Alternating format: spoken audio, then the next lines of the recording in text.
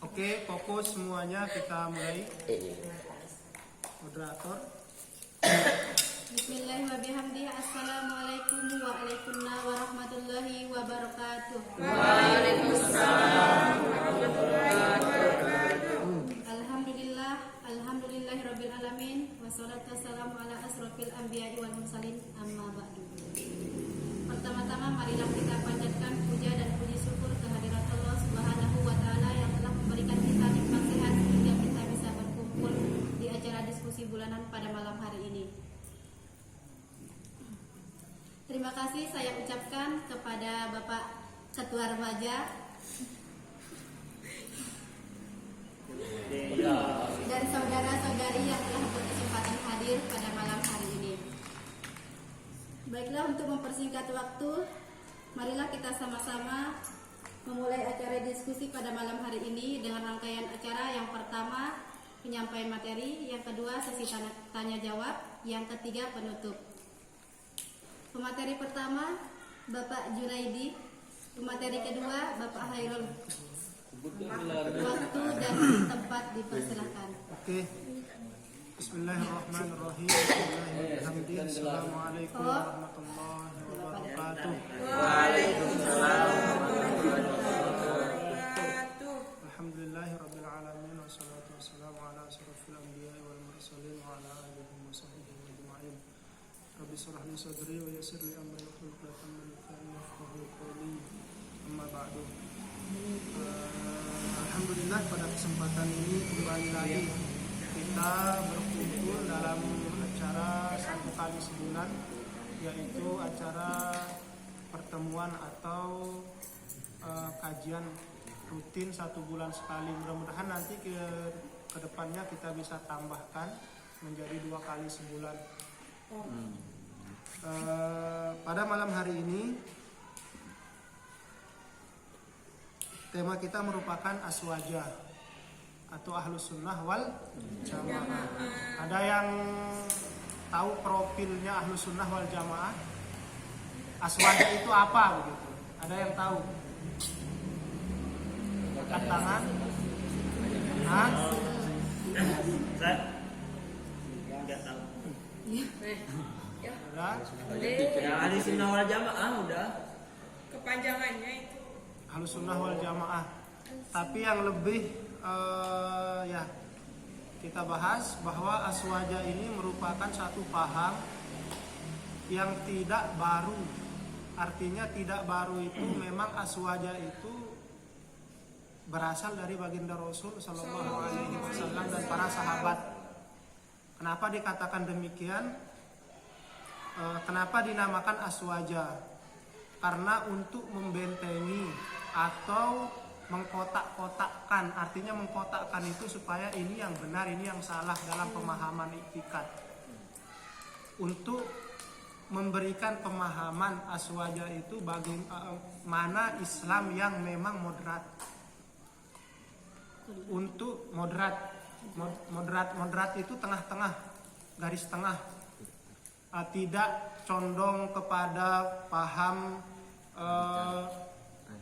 radikal yang seperti Mu'tazilah atau Jabariyah atau Khawarij atau Syiah. Jadi ketika kita ulas sejarahnya dulu, Ahlus Sunnah wal Jamaah ini seperti yang saya katakan tadi, kita 10 menit aja ya, ini 10 menit, ini 10 menit. Pertama kita ulas sejarahnya. Umat Islam itu lahir ketika Rasulullah Shallallahu Alaihi Wasallam mendapatkan wahyu pada usia keberapa? Usia keberapa? Berapa Ustaz? 40 tahun. Jadi usia baginda Rasul itu 63 tahun. Jadi selama 23 tahun Rasulullah itu berdakwah. Jadi permasalahan umat Islam itu ketika orang itu sudah memeluk agama Islam, bertumpu atau ditanyakan kepada baginda Rasul Shallallahu Alaihi Wasallam ketika ada satu perkara atau masalah, misal perkara yang menyangkut muamalah atau jual beli atau menyangkut tentang ketuhanan, atau menyangkut dengan tauhid ketuhanan atau menyangkut dengan hal-hal agama atau kebangsaan. Jadi Rasulullah itu merupakan acuan bagi umat manusia sejak saat Islam ini diumumkan oleh baginda Rasul Sallallahu Alaihi Wasallam. Begitu, nah kita lanjut. Begitu baginda Rasul wafat, siapa yang menggantikan? Sahabat. Siapa sahabat pertama yang diangkat menjadi khalifah? Abu Bakar. Abu Bakar itu diangkat menjadi khalifah oleh para sahabat, merupakan hasil musyawarah atau bahasa tenangka pilkada daripada kaum Ansor dan kaum Muhajirin. Jadi diadakan pilkada, bahwa pilkada itu memang pemilihan dari rakyat, itu memang secara Islam sebenarnya. Jadi dipilih oleh siapa yang pantas untuk menjadi pemimpin. Saya lupa namanya, salah satu yang menjadi 2 kandidat. Tadi malam saya baca di sini ada, tapi begitu menyampaikan saya lupa, nanti kita bahas lagi. Jadi Abu Bakar itu memenangkan pilkada lah bahasa kita, diangkatnya Abu Bakar menjadi khalifah bagi umat Islam, menggantikan posisi Rasul Shallallahu Alaihi Wasallam. Jadi keislaman itu penting satu pemimpin loh. Kenapa begitu wafat pemimpin yang sudah ada harus digantikan? Kita singkat saja, begitu wafat Rasulullah digantikan oleh Abu Bakar. Abu Bakar wafat digantikan oleh Umar bin Khattab. Nah, begitu Umar bin Khattab wafat karena dibunuh oleh salah satu orang yang kafir yang menyelinap pada waktu beliau waktu sholat subuh, dibunuh dari belakang, ditikam, meninggallah beliau dan digantikan oleh Utsman. Nah, ketika sudah kalau kita melebar tentang sejarah Al-Quran pertama kali dicetak mungkin terlalu panjang nanti. Nah, waktu itu memang pembentukan Al-Quran itu, pengumpulan itu memang ada di masa Umar. Diusulkan oleh para sahabat yang lain, ayo Umar kita kumpulkan Al-Quran, karena khawatirnya nanti yang hafal-hafal Al-Quran itu jihad mati di medan perang. Umar menolak waktu itu, di kubani apa sih di nuah gawe asal Rasulullah, tetapi ditekan, akhirnya dikumpulkan Al-Quran, dan itu ndekna proyek becik ke pengumpulan Al-Quran itu tidak dikerjakan seperti seenaknya sekarang. Data itu dari mana ndak, tetapi tugas pengumpulan Al-Quran itu merupakan tugas negara yang sangat berat, karena satu ayat itu 2 orang saksi didatangkan, jadi berat. Nah, begitu kita lanjut, begitu Abu Bakar meninggal, Sayyidina Umar meninggal, ditikam, digantikan oleh Sayyidina Utsman radhiyallahu anha. Begitu pula Sayyidina Utsman ini meninggal, dibunuh oleh seseorang ketika dia menjadi khalifah. Ketika dibunuh itu meninggal, lalu akan digantikan oleh siapa? Sahabat Ali. Nah, di sini ada perbedaan Ali dan Muawiyah. Ali dan Muawiyah ini berbeda pendapat ketika akan mengangkat Ali menjadi pemimpin. Karena ada isu yang membunuh Sayyidina Utsman ini merupakan kerabat, artinya keluarga jauh dari Sayyidina Ali. Maka Muawiyah ini meminta dua calon ketika Sayyidina Utsman itu wafat ditikam, antara Ali dan Muawiyah. Nah, keduanya ini berselisih. Ali mengatakan, nah di situ pertama ijtihad pertama terjadi. Ali itu meminta taeka ngaku dulu jadi pemimpin, baru kau tahu ngadilin saya senyemati anu. Sedangkan Muawiyah berbeda. Adili dulu yang membunuh Sayyidina Utsman, baru saya akan mengangkatmu menjadi khalifah. Di sini perbedaan pendapat sudah terjadi di antara sahabat itu. Ali keras, ndek ku tahu hukum dengan mun kuman jadi pemimpin, kata Ali. Mun Muawiyah angkat dia dulu, adili dulu baru saya angkat kamu menjadi pemimpin. Kenapa? Karena supaya menghindari orang dari ya dengan ributang dengan matin di peta tersangka ya ributang jabatan, supaya tidak terjadi seperti itu kata Muawiyah. Tetapi Ali berpendapat dek kubaning hukum dengan mundik neman arak jabatan posisingku karena melanggar kata Ali. Nah, di situ sudah berijtihad, berbeda pendapat. Akhirnya mau tidak mau diangkatlah Ali menjadi pemimpin. Nah, pihak Muawiyah keberatan, lalu singkat cerita menyerang Ali. Oleh propaganda, oleh para pembuat fitnah itu selalu ada dikompor-kompori keduanya itu. Nah begitu dikompor-kompori terjadilah perang Siffin antara pihak Ali dan Muawiyah. Nah, antara pihak Ali dan Muawiyah, bahwa pihak Muawiyah ini akan mengkudeta. Tahu kan yang mengkudeta nih akan menggulingkan kekuasaannya Ali. Karena Ali itu dianggap memang pantas untuk digulingkan. Akhirnya terjadilah perang kedua belah pihak. Nah, tetapi dimenangkan oleh pihak siapa? Pihak Ali yang menang. Nah, pihak Ali yang memenangkan peperangan. Akhirnya pihak Muawiyah ini kalah. Di tengah kekalahannya itu mereka mengangkat Al-Quran, di mana tadi kita tidak sempat bahas karena terlalu melebar. Al-Quran itu memang sudah jadi di masa Utsman itu sudah jadi. Nah, lalu Ali itu, Muawiyah mengangkat Al-Quran, menandakan bahwa kita angkat sama-sama mengangkat bendera putih, artinya berunding, bahwa Muawiyah ini mengaku kalah. Begitu mengaku kalah Muawiyah, Sidina Ali menyetop peperangan itu.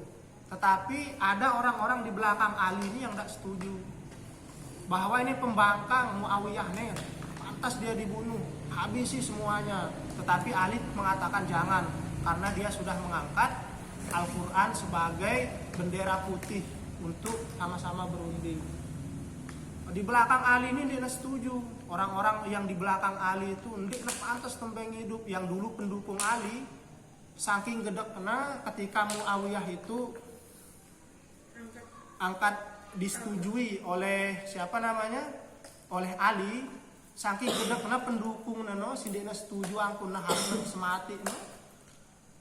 Lalu dia menjadi Khawarij. Nah di situ muncul Khawarij, itu artinya orang-orang yang keluar. Di situ sampai sekarang Khawarij itu ada. Makanya di dalam salah satu syair yang dikarang oleh ulama, ide Khawarij jangan dianut karena nyimpang dari yang patut, membuat orang resah dan ribut yang dilakukan oleh si panjang mulut. Artinya Khawarij ini keluar, pihak Ali si mendukung Ali untuk menumpas Muawiyah, tetapi dia tidak setuju Ali itu berdamai. Akhirnya dia keluar, sebagian keluar, dan mereka itulah yang menjadi penentang Ali lagi. Ali harus dibunuh karena tidak berhukum dengan hukum Allah. Akhirnya bertentangan di situ. Nah terjadi, dan Ali itu juga bagaimana? Tewas, dibunuh. Nah ketika kita penggal-penggal aja ya karena waktunya pendek sekali. Nah di situ sudah pergolakan dalam umat Islam itu sudah terjadi. Sampai keturut loka, bingung dia. Ada yang mengikut pihak Ali yang sangat condong, sangat cinta terhadap Ali ini, dia menjadi Syiah. Sehingga sekarang Syiah itu mengatakan Rasulullah itu salah. Sebenarnya Nabi Ali itu sebenarnya seharusnya lebih posisi lebih tinggi dengan baginda Rasul longkatnya. Saking fanatiknya terhadap Ali itu Syiah. Sehingga mengatakan malaikat Jibril salah tempat menyampaikan wahyu, seharusnya Imam Ali mau ongkatnya. Itu Syiah, orang yang sangat condong fanatik terhadap Ali. Kedua Khawarij. Khawarij ini adalah orang yang sangat menentang Ali. Nah, jadi sudah muncul berbagai pergolakan. Nah di tengah-tengah di keributan itu ada satu paham yang tidak condong ke sini, tidak condong ke sana, namanya Ahlus Sunnah wal Jamaah. Artinya B ya dengan si teduh. Waktu itu dengan orang yang diam, artinya dia tidak menyalahkan, dia tidak membenarkan. Tengah-tengah tau nah. Karena Syiah ini sekarang dia tidak mau mengambil hadis dari selain daripada Ali, lebih-lebih dari Siti Aisyah, karena Aisyah ini pernah memerangi Ali. Nanti kita bahas dia di perang Jamal namanya, bukan Jamaluddin, perang Unta. Jadi pihak Syiah ini tidak pernah mau mengambil hadis dari Sidina Aisyah radhiyallahu anha. Kenapa? Karena dia pernah menentang Ali. Begitu pula pihak Khawarij ini. Khawarij ini tidak pernah mau mengambil hadis dari periwayatna Ali. Karena dia itu dianggap kafir. Sebaliknya saling kafirang ya. Saling kafirang. Nah, ada pihak yang tengah-tengah, bahwa pihak Ahlus Sunnah wal Jamaah yang tengah-tengah ini yang diam. Bahwa semua sahabat ini kan selapuna sahabat kan, termasuk Sidina Ali Muawiyah ini adalah satu orang yang dijamin masuk surga. Itu yang dikafirkan karena fanatisme, karena terlalu mendukung. Nah, kafir ini kafir, saling tuduh, terjadilah peperangan dan lahirlah paham-paham ekstremis yang sampai sekarang ini di Timur Tengah. Nah, jadi itu awal dasar daripada berbagai macam paham, namanya Mu'tazilah, Qadariyah, terus Jabariyah kalau tidak salah, terus berbagai macam-macam paham yang baru, yang artinya ekstremis condong kepada satu, termasuk yang salah satunya Wahabi, Syiah Wahabi. Oh, beda Wahabi sama Syiah beda.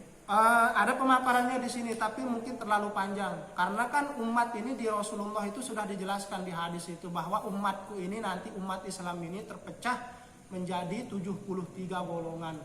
72 masuk neraka, yang satu masuk surga. Siapa yang masuk surga? Ya Ahlus Sunnah wal Jamaah. Dan semua mereka mengklaim dirinya, yo itu sih masuk surga si sekeno karena.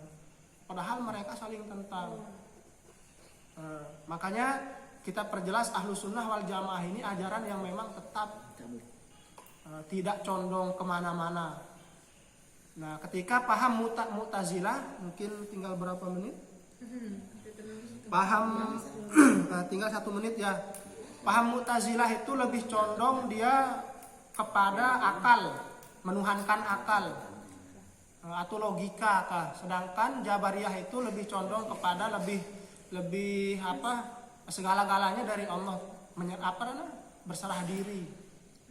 Nah, jadi pemahaman itu muncul dari sejak itu.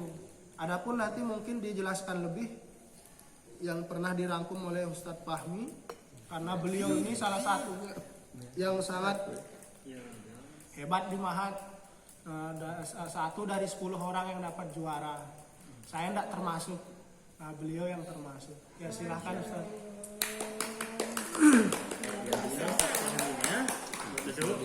Assalamualaikum warahmatullahi wabarakatuh. Alhamdulillah, alhamdulillah kita ucapkan untuk pertemuan kali ini ya. Jadi saya melanjutkan pemateri yang tadi. Jadi sudah jelas tadi ya dipaparkan apa itu Ahlus Sunnah wal Jamaah. Jadi kita secara keseluruhan umat Islam itu adalah mengakui kita mengikuti ajaran Al-Quran, mengikuti ajaran Sunnah, yaitu ajaran Nabi Muhammad SAW. Tetapi dia dengan kata jamaah ini kan, nah jamaah ini kita adalah ada itu Syiah tidak termasuk jamaah, atau Wahabi yaitu tidak termasuk di dalam jamaah. Mereka menganggap dirinya menurut Ahlus Sunnah itu sunnah gitu ya, sunnah atau Salafi atau Wahabi lah gitu kan. Nah, lalu ini tentang keyakinan gitu ya, keyakinan kita yang lurus dari sejak zaman Nabi, para sahabat, tabi'in dan sampai sekarang ini. Nah, jadi itu saja penjelasannya. Kemudian kita membentengi diri lah supaya kita itu selamat dari pemahaman yang menyimpang. Contohnya pemahaman yang menyimpang yang seperti Syiah gitu kan, yaitu tidak percaya dengan sahabat Abu Bakar sampai Sayyidina Ali, dia tidak mengkafirkan semua sahabat itu. Mereka ikut Nabi tetapi menyalahkan para sahabat gitu kan. Nah, juga ada paham Wahabi ya, mereka juga mengikuti Nabi tetapi patokan mereka kembali Al-Quran ke Sunnah. Dia tidak mau belajar dari ulama yang memang paham betul apa isi Al-Quran dan hadis itu. Nah, jadi kita harus membentengi diri pemahaman yang sesuai dari sejak zaman Nabi, kemudian para sahabat dan sampai sekarang ini. Nah, jadi kita belajar saja gitu kan. Pemahaman Ahlussunnah wal Jamaah ini alhamdulillah bisa sih kita pelajari lah, temukan sampai sekarang ini dari para sahabat, ulama, kemudian organisasi Islam lah yang dulu-dulu sebelum sejak zaman kemerdekaan seperti NU, NW. Jadi pemahaman mereka itu yaitu mengikuti sunnah-sunnah Nabi, kemudian para sahabat yang 4 gitu kan. Tidak ada kemudian di bawahnya itu para tabi'in, yaitu mereka itu mengikuti mazhab. Ada mazhab Imam Syafi'i, Hanafi, Hambali dan Abu Hanifah gitu kan. Yang 4 mazhab itu diakui oleh seluruh dunia lah. Kemudian ada paham Wahabi sekarang yang sempat viral kemarin kan. Dia tidak, yaitu anti mazhab. Makanya anti mazhab, dia tidak mau bermazhab katanya, yaitu mengikuti akal sendiri gitu kan, untuk memahami Al-Quran dan hadis itu. Jadi itu paham yang menyimpang yang kita turuti ya. Jadi kita turuti Ahlussunnah wal Jamaah. Kemudian mungkin hanya itu saja ya. Nanti dah lebar lagi pas jawab lah mana yang belum jelas. Nah, itu saja. Terima kasih.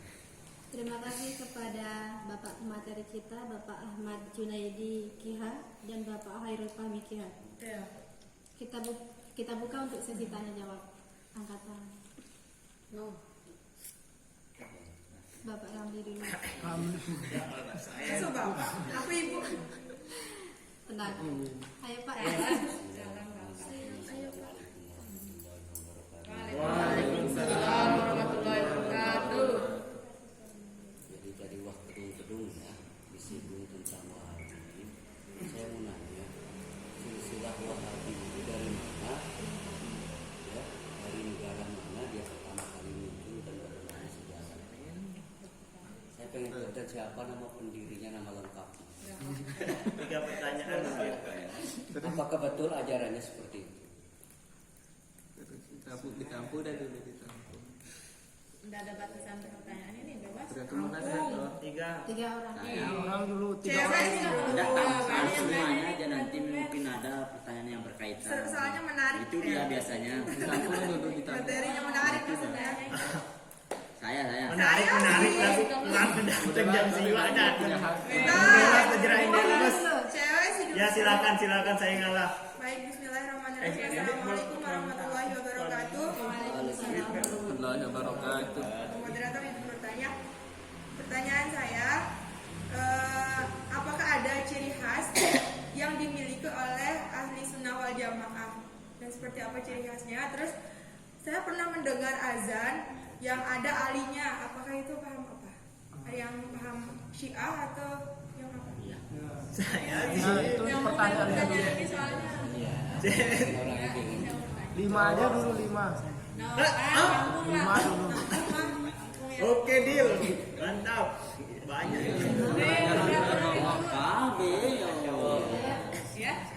Saya diizinkan, saya bisa mending. Waalaikumsalam warahmatullahi wabarakatuh. Jadi nyambung sedikit juga sama pertanyaan saudari ini tadi tentang ciri khas dari Ahlussunnah wal Jamaah. Seperti yang sudah dijelaskan tadi, semua mengaku bahwa dirinya Ahlussunnah wal Jamaah kan, para paham tersebut.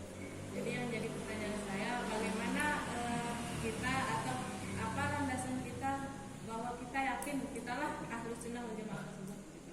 Apa yang membedakan kita dengan paham-paham yang lain? Mungkin hanya itu. Terus Saya 3 ya. 5. Astagfirullahaladzim. Ya. Astagfirullahaladzim. Sila saya belakang. Saya di kedua. Assalamualaikum. Banu aja selalu.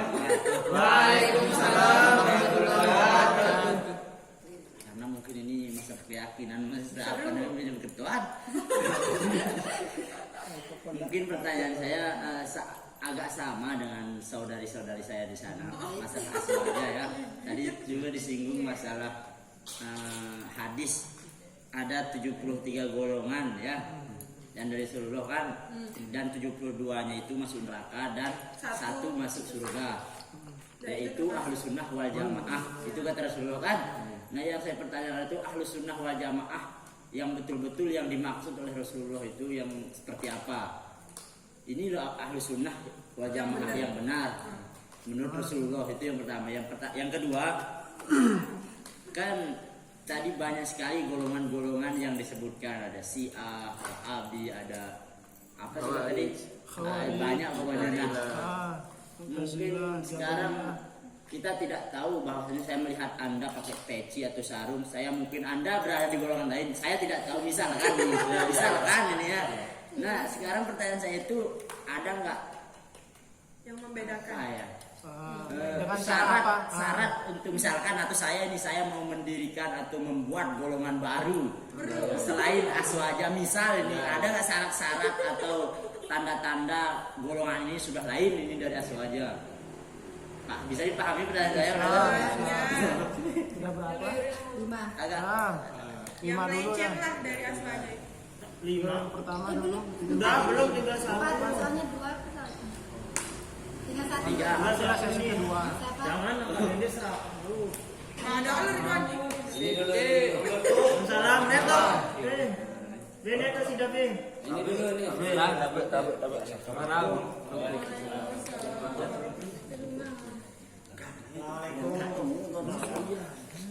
Ri, Iya.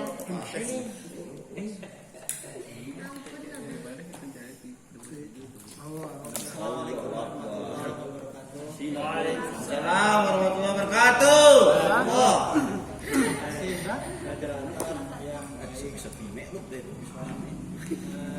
Sebelumnya Pak Ketua, terima kasih waktunya. Dari luar biasa. Jadi saya kira nanti moderator paham dan cerdas bagaimana dia menyimpulkan pertanyaan-pertanyaan dari 3 dan 4 teman kita itu hampir sama ya. Jadi bisa dibilang itu satu pertanyaan. Jadi walaupun maaf ya sebelum sama, walaupun sebenarnya kerangkanya 4 orang, itu pertanyaannya sama. Jadi bagi teman-teman mungkin masih ada pemikiran yang ingin diluarkan, nggak apa-apa ditanya. Oke, Saya itu yang pertama. Jadi jujur saya adalah orang yang sering salah. Jadi malam ini saya berharap mari kita cari faktanya. Di dalam sejarah pemikiran Islam, Aswaja atau ahli sunnah wal jamaah itu muncul berbentuk kelompok. Ini fisik nih, berbentuk kelompok. Contoh kita seperti ini, berbentuk kelompok. Kelompok itu hadir atas dasar karena dia sudah merasa geram atas penyimpangan yang bisa dikatakan Mu'tazilah itu sudah sesat atas dasar ketidaknyamanan umat saat itu, maka muncullah kelompok atas dasar kelakuan Mu'tazilah yang seakan-akan hampir dikatakan sesat, itu yang menimbulkan ada ahli sunnah wal jamaah. Itu dalam konsep pemikiran sejarah Islam. Walaupun tadi dijelaskan